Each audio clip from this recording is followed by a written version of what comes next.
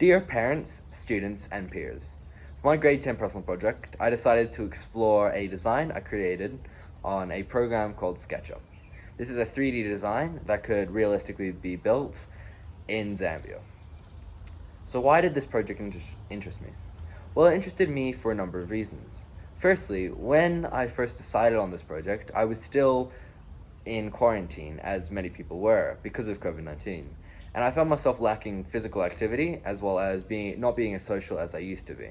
And I wanted to gain both of those things again and go back to my old ways in terms of those two things. I decided that a skate park would be very good at achieving those two goals, and I thought about designing one on a 3D modeling software and possibly even printing it out on a 3D printer. Now, how does this relate to my community and many of your communities as well? Well, firstly, I think that many people were in the same situation as me, and they were unable to go outside and have physical activity, as well as socialize in public spaces. And even before COVID-19 hit, it was very much you would go to someone's house to socialize or go to a mall, and there wasn't many public spaces you could really be and socialize at. And there definitely wasn't any places that you could socialize while also being physical. So I decided that a skate park could be a very good option instead of the mall or someone's house. So how does it connect to my global context exploration? My global context explanation was identities and relationships. And how it related was I wanted to see if relationships made between a mentor and a student, would last long, as well as if creating a space for people to come together would be beneficial to them.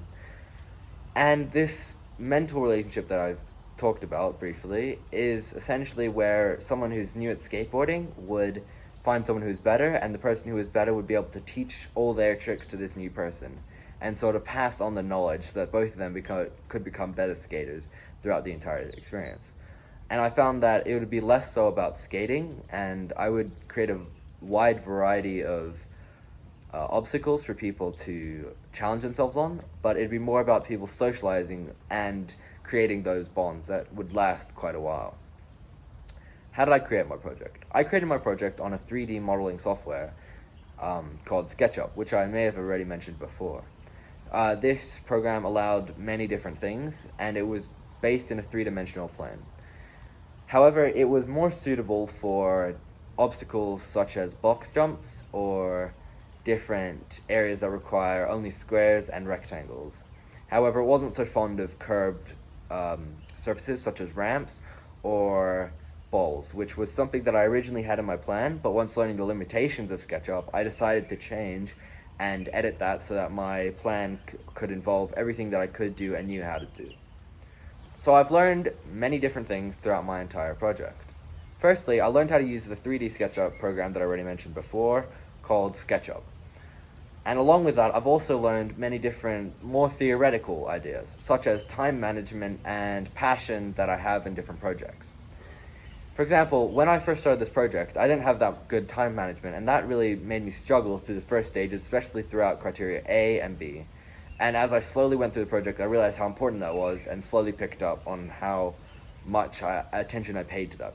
I also learned that having passion for whatever you're doing is very important, and that was able to motivate me through much of what I was doing. And that passion was also able to help me drive and complete the entire project. What would I like to explore further? Well, I didn't actually fully complete my project, and my plan was to create a 3D print of what I was doing so I could physically show people on my expo.